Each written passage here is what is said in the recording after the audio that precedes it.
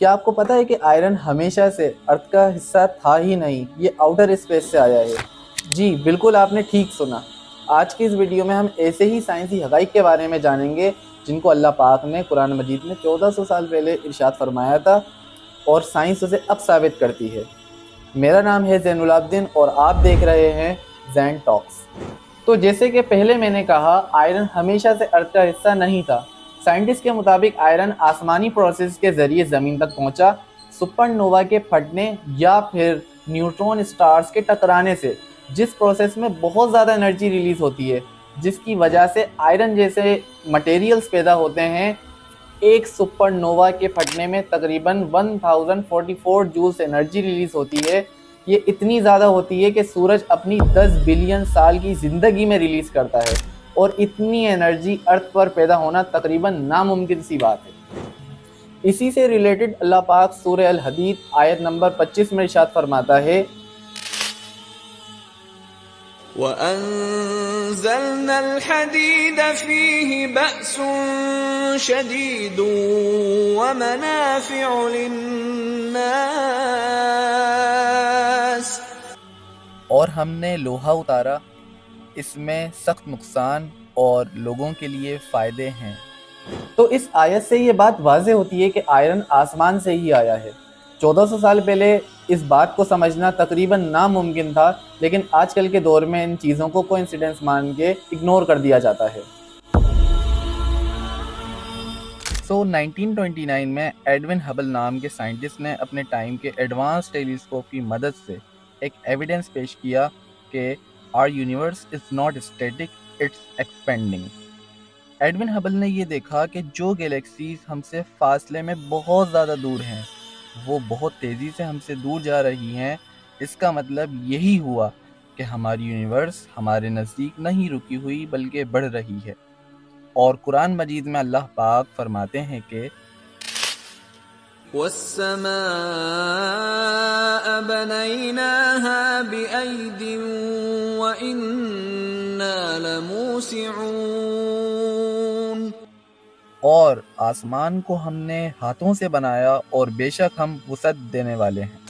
اس آیت میں اللہ پاک نے واضح فرما دیا ہے کہ ہم نے آسمان بنایا اور ہم ہی اسے وسعت دینے والے ہیں، اور وسعت کے معنی ہیں کسی چیز میں اضافہ کرنا یا دائرہ وسیع کرنا۔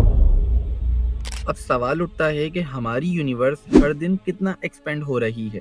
دن کا چھوڑیے، آپ کچھ منٹس کا بھی اندازہ نہیں لگا سکتے کہ کچھ منٹس میں ہماری یونیورس میں کیا کیا چینجز ہوتے ہیں۔ میں آپ کو سمجھاتا ہوں۔ تو average duration of human blinking 0.25 second ہوتا ہے، اور اس 0.25 سیکنڈ میں ہماری یونیورس میں اتنا کچھ ہو جاتا ہے جس کے بارے میں آپ سوچ بھی نہیں سکتے۔ 15,000 stars are born across the universe and 300 stars are explode. 15 million rock planets form and 30 black holes are born. The universe expands by 5,27,250 kilometers and our galaxy travels 250 kilometers and grow by 125 meters. Subhanallah. This is happening in our universe in every blink of an eye.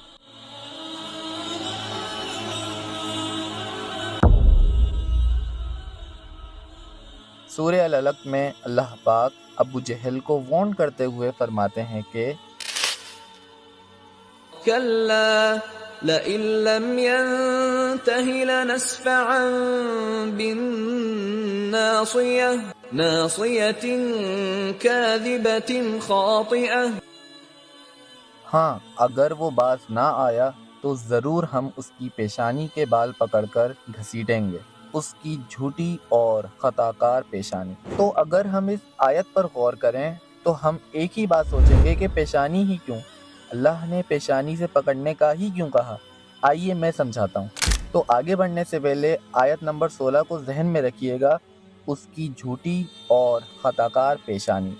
According to the essentials of anatomy and physiology, the forehead or frontal part of the human brain is responsible for the planning, motivation, and initiating good and sinful behavior, and it is responsible for telling lies and the truth.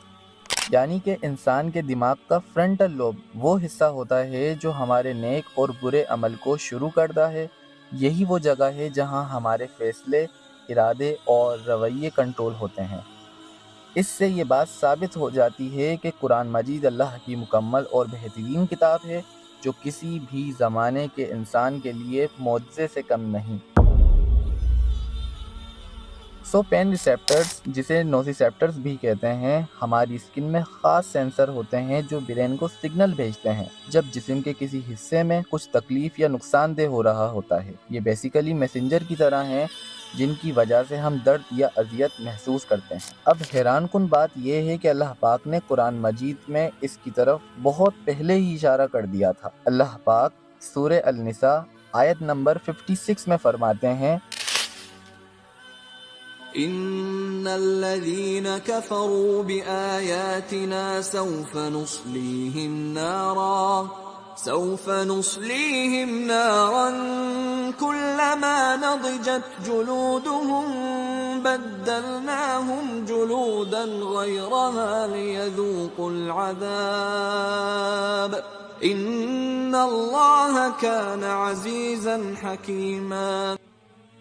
بے شک وہ لوگ جنہوں نے ہماری آیتوں کا انکار کیا، عنقریب ہم ان کو آگ میں داخل کریں گے۔ جب کبھی ان کی کھالیں خوب جل جائیں گی تو ہم ان کی کھالوں کو دوسری کھالوں سے بدل دیں گے کہ عذاب کا مزہ چکھ لیں۔ بے شک اللہ زبردست ہے، حکمت والا ہے۔ اب دیکھیں، اس آیت سے اللہ پاک ہمیں واضح کر دیتا ہے کہ اگر انسان کی باڈی میں اسکن ہو تب تو اس کو پین فیل ہوگا، اور اگر اسکن نہ ہو تو اسے پین فیل نہیں ہوگا، کیونکہ پین ریسیپٹرز ہماری اسکن میں ہی موجود ہوتے ہیں۔ اور اگر آؤٹر اسکن کی نرو اینڈنگ ڈیمیج ہو جائے تو ہمارے دماغ تک کوئی سگنل نہیں پہنچے گا، جس کی وجہ سے ہمیں نہ ہی درد محسوس ہوگا اور نہ ہی کسی قسم کی جلن۔